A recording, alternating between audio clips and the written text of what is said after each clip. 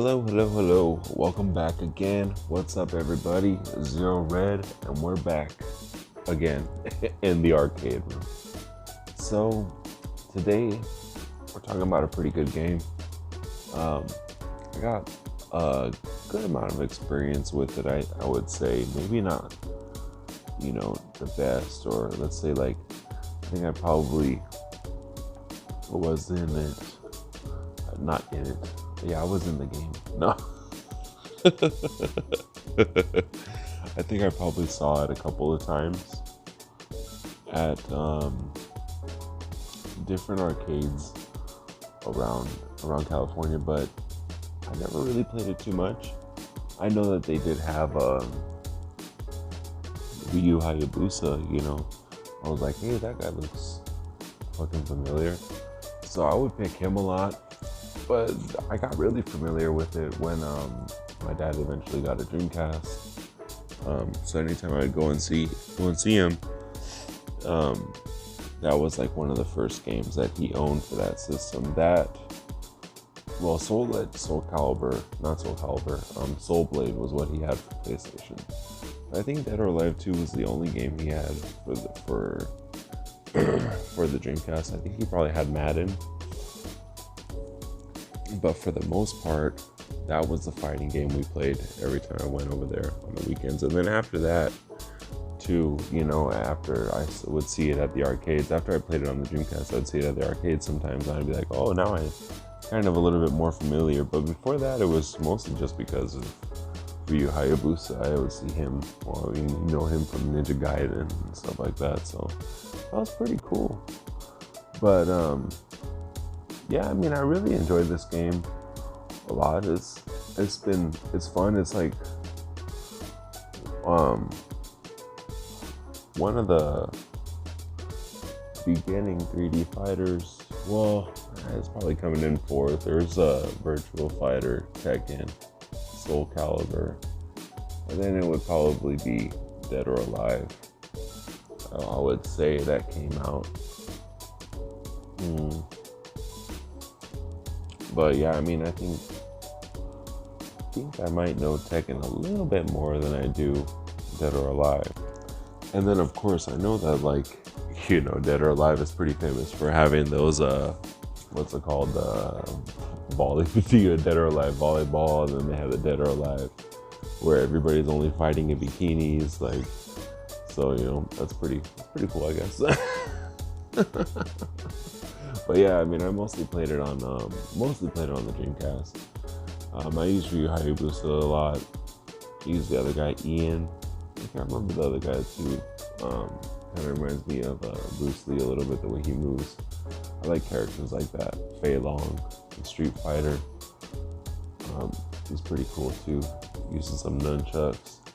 But it was cool because I liked the way you interact with the stages when you could bounce off walls. There's explosions. You'd be dropping down to a lower level so you could hit somebody to the next stage, but it'd be going to the lower level, kind of like how Mortal Kombat did that. But yeah, I think in Mortal Kombat you'd hit them up, go up a stage. But in this one, you kind of hit them down, and then your character would hop down chasing after them. That was pretty cool. Very innovative. And then the way the characters with the allies and stuff, the tag battles, how they kind of hop out from the top, that's pretty cool too. I like that also. I had a lot of fond memories playing this game. The way that Cowboy dances when he's dragging you through that's pretty funny. Thought that was pretty cool too. It was always one of those games you always when he gets to the hardware, hey, I need some help over here. Come on, But I know that since 3DS is going away, they made a Dead or Alive game for that. So I'm gonna keep an eye out for out in the wild, like a physical cartridge or something, so I could try to get some Dead or Alive action going on. And it never really came out for the Nintendo, so that's why mostly, I played it once or twice in the arcades, but it was mostly the Dreamcast. But you can't really It never really came out for Nintendo except for like the 3DS. I don't think GameCube. I think like the 3D fighters for GameCube was Soul Calibur 2, Bloody Roar, which is another good game. The Mortal Kombat came out for the GameCube as well, but yeah, I'd be down to own Dead or Alive if it ever came out. We'll mess around with it again. If you ever see it down there in the cabinets, I'd be down to check it out again too. It's a good game. Good fighting game. Maybe they could throw out free to play Dead or Alive. That'd be a lot of fun. But I mean, yeah, that's about all I really have to say.